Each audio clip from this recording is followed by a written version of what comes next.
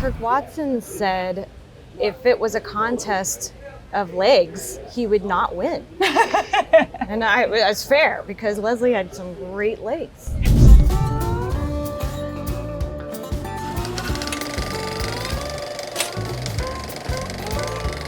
Becoming Leslie is a story about a legendary Austin figure who became a cultural icon. Why did you want to tell this story? I wanted to just find out like the initial stuff, like what does he do all day? Like how is he so beloved?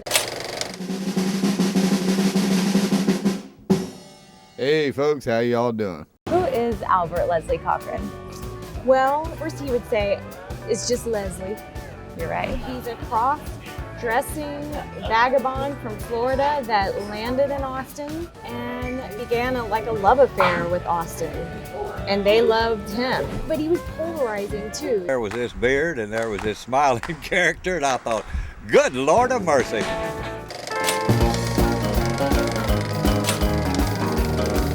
What was the process like documenting him? He would direct you, or if you were looking for him, he was nowhere to be found. And if you weren't looking for him, he was right there. He's very unpredictable. I call him lovingly our unreliable narrator. He just never played by any rules. He ran for mayor 3 times. And Kirk Watson said if it was a contest of legs, he would not win. And it's fair. He had a lot of panache. Yeah, I really liked his style. I mean, there were some times where I was like, whoa, ooh, I don't know about that.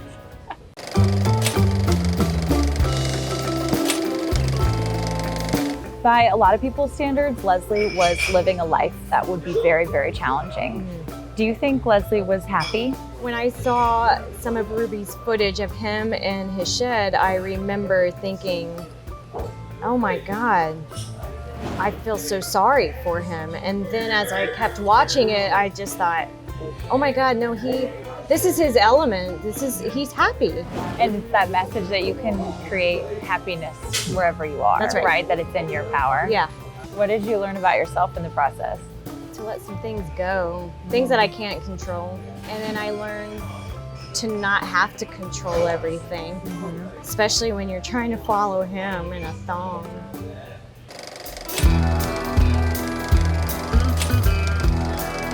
This is your directorial debut. First, let's just cheers to that. Hello. Because that is a huge milestone. Thanks. It's a little surreal because, it's been 8 years for me.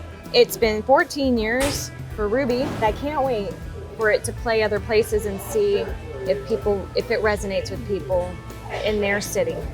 So what are the messages you think that are universal? Human resilience and just checking in with your fellow man and your family.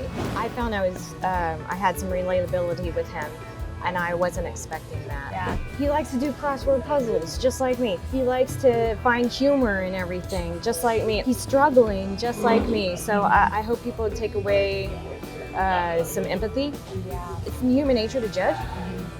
Just pause, take a moment. I don't think there's any more powerful message than that, quite frankly. And if you can convey that through a film, then you've created something beautiful. Thank you.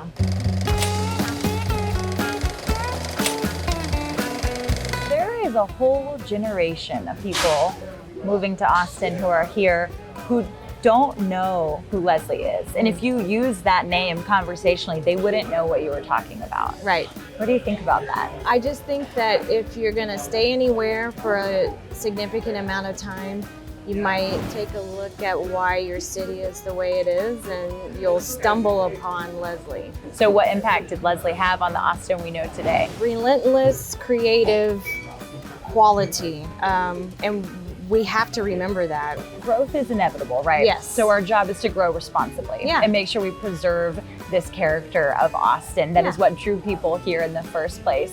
What did you learn about that in the making of this film and how Leslie is a metaphor for this rapidly changing city? We do address that in the film because I had asked one of his friends, do we need another Leslie? And she aptly said, I don't know if we need another Leslie per se, because there's not anybody that's going to be just like him, but we need creative people willing to put themselves out there. But what is hard is that you hard to live here because it's so expensive. So Tracy, what's the answer? What is the I'm looking answer? to you for the answer. The answer is just to find it every day in your daily life. Be creative somehow, some way.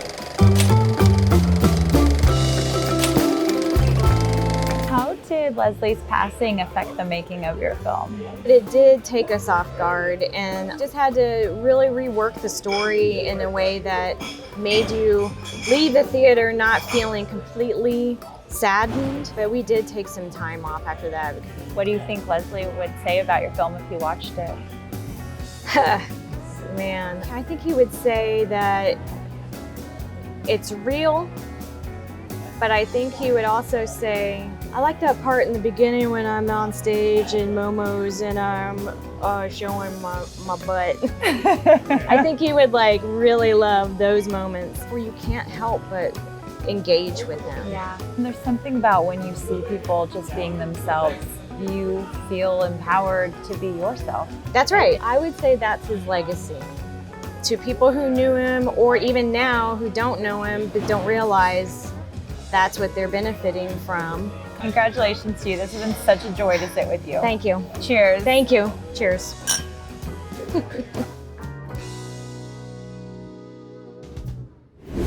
Thanks so much, Tracy, and thank you for hanging out with us tonight. We'll be right back here next week with more great Austin stories. Until then, you can find this complete episode on YouTube and check us out on social media. Cheers.